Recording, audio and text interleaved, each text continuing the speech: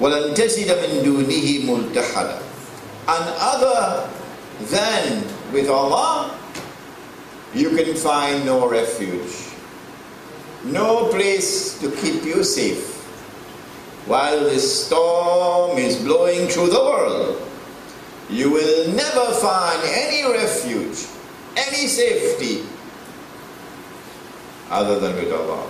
Minister of National Security, you could do what you want.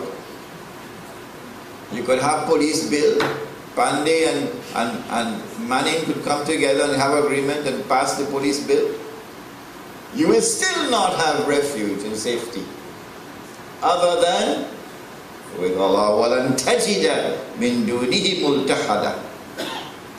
And then came that absolutely beautiful ayah of Sura El Kehf, that when you recite it again and again, you must weep. If the tears don't come to your heart, go change that heart, get another one. واصبر نفسك مع الذين يدعون ربهم بالغداة والعشي يريدون وجهه ولا تعد عيناك عنهم تريد زينة الحياة الدنيا ولا تطع من أغفلنا قلبه عن ذكرنا واتبع هواه وَكَانَ أَمْرُهُ فُرُطًا. And contain thyself in patience by the side of all those who in the mornings and at evening time invoke their sustainer, their Lord, seeking his countenance. And let not your eyes pass beyond them in quest of the beauties of this worldly life. And pay no heed to those whose heart we have rendered heedless of our remembrance, our zikr, because he always followed his own desires, abandoning all that is good and all that is true. We said that from this ayah of the Quran came in part the project of the Muslim village. That we come together as a beautiful Jamaat. All those who call on their Lord morning and evening, seeking his very face, meaning this is not mechanical worship. This is not mechanical Islam.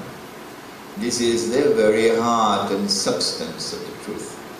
That the people should worship Allah from their very hearts. And you have such a people, and now you come to be around them and to live with them. And you build a community around these people. And you turn away from the glitter of that golden dunya out there. You turn away from it. And you turn away from those whose hearts we have caused to become neglectful of our zikr, and who as a consequence follow their own way, not the way of Allah, and whose works are now rendered useless. You turn away from such people and you keep the company of these. These are the ones who can survive the storm. That is at the heart of the Muslim village. Not mechanical Islam in that village, no. An Islam which will vibrate and pulsate the very heart of the deen, the beautiful heart of the deen.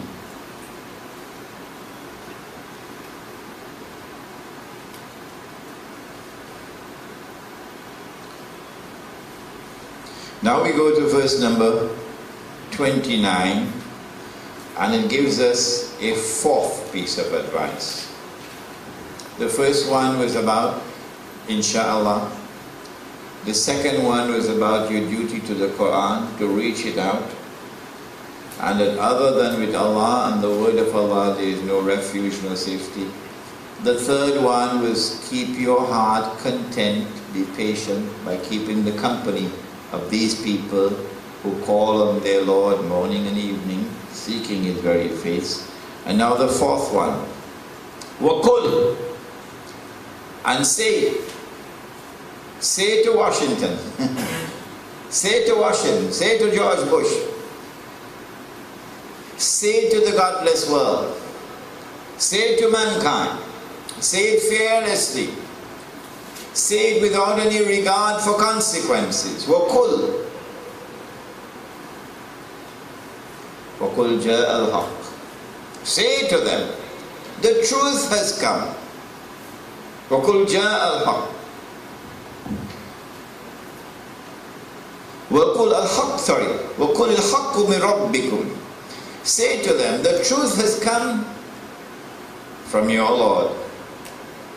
This is the truth, the Quran. فَمَنْ شَاءَ فَلْيُؤْمِنْ. Whosoever wishes is free to accept it. We invite you to accept it. وَمَنْ شَاءَ فَلْيَكْفُرْ. And whosoever wishes to reject it, you got the freedom to do that as well. There is no compulsion. We're not ramming anything down anybody's truth. You got the freedom to choose either to accept or to reject. وَقُلِ الْحَقُّ مِنْ رَبِّكُمْ فَمَنْ شَاءَ فَلْيُؤْمِنْ وَمَنْ شَاءَ فَلْيَكْفُرْ. Now, when you make that choice, what would be the consequences of your choice? If you choose to reject the truth which has come, Allah says, this is what I'm going to do with you. إِنَّا أَعْتَدْنَا لِلظَّالِمِينَ نَارًا أَحَاطَ بِهِمْ سُرَادِقُهَا وَإِنْ يَسْتَغِيثُوا يُغَاثُ بِمَاءٍ كَالْمُهْلِ يَشْوِي الْوُجُوهَ بِئْسَ الشَّرَابُ وَسَاءَتْ مُرْتَفَقًا.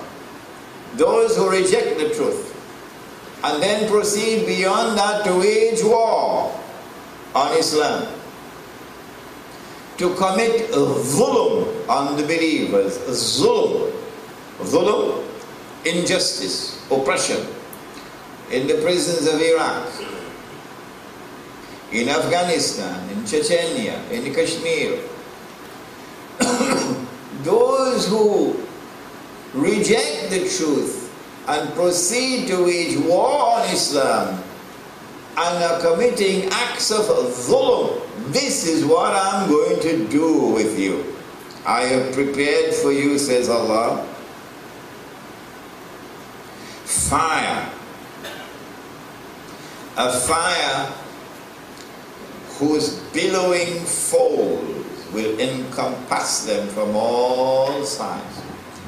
The fire is like a fire with different waves, and these waves are like folds, like the waves in an ocean, and these waves come around you and encompass you and surround you from all sides. The fire created by Allah. This is what I have waiting for you. وَإِنْ يَسْتَغِيثُوا يُغَاثُ بِمَاءٍ كَالْمُهْلِ يَشْوِي الْوُجُوهَ بِئْسَ الشَّرَابُ وَسَاءَتْ مُرْتَفَقًا. When the fire surrounds them and they are now burning with thirst, they eat and they ask for water, they beg for water. Allah says they will be given water, yes, but what kind of water?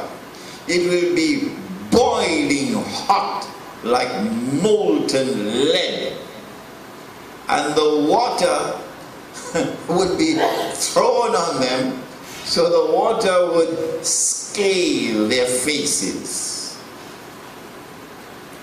So today they're riding high. Today they're flying high Yes.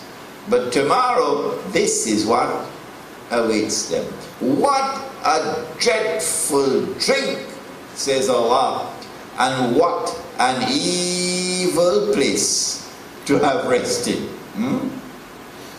But what about those who accept the word of Allah and who then show patience while the storm is blowing through the world? Who show patience while they're being oppressed? What about those who accept the command given in the Quran and reach out this Quran? They study it and then they teach the Quran. What about those who now seek the company of the people who worship Allah morning and evening and who seek Allah's face when they worship Him, and who turn away from those whose hearts have been rendered heedless of the zikr of Allah and who pursue their own agenda? What awaits those believers? Allah now says, إِنَّ الَّذِينَ آمَنُوا وَعَمِلُوا الصَّالِحَاتِ, surely those who have faith and who are righteous in their conduct, إِنَّا لَا نُضِيعُ أَجْرَ مَنْ أَحْسَنَ عَمَلًا. Oh no, no, no, no, no, no. We will not fail. We will not fail to reward those who persevere in doing good. أولئك لهم جنات عدن تجري من تحتهم الأنهار يحلون فيها من أساور من ذهب ويلبثون ثيابا خضرا من سندس واستبرق متكئين فيها على الأرائك نعم الثواب وحسنت مرتفقا.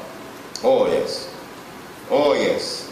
If you turn off your television sets now and allow your imagination to work, and you build images in your mind of what Allah is speaking of here, you will say, Subhanallah. Surely those who have faith and who are righteous in their conduct, verily, we do not fail, we will not fail in rewarding those who persevere in doing good. Theirs will be gardens, gardens of perpetual bliss, forever and ever, blissful gardens. And they will have rivers running through the garden.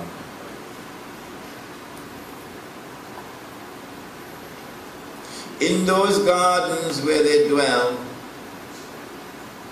they will be adorned with bracelets of gold. In this world, the male cannot wear gold. You know that? Women can wear gold, but not men. And in this world, men cannot wear silk.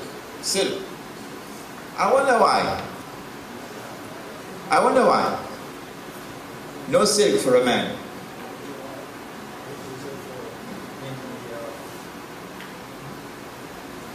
Why is it that men are not allowed to wear silk and not allowed to wear gold?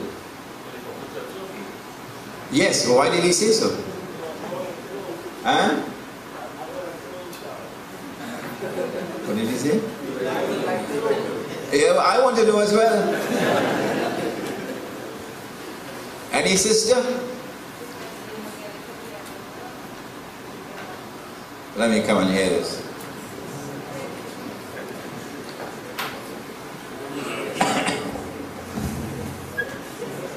Yes?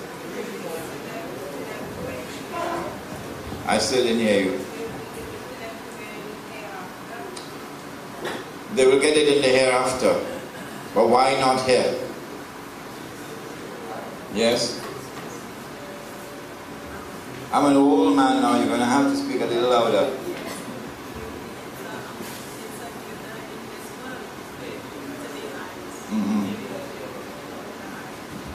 Because it will cause men to be dazzled. Yes, okay, now let's hear the Imam. The friendly Imam from Friendship Village. Could it be that it would create a pride and arrogance in such people like kings and royalty? Pride and arrogance, yes. What about Imam from Pinal?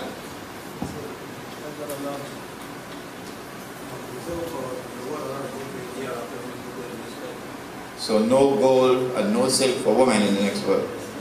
But you get it here already. You get it here already, they can't get it there.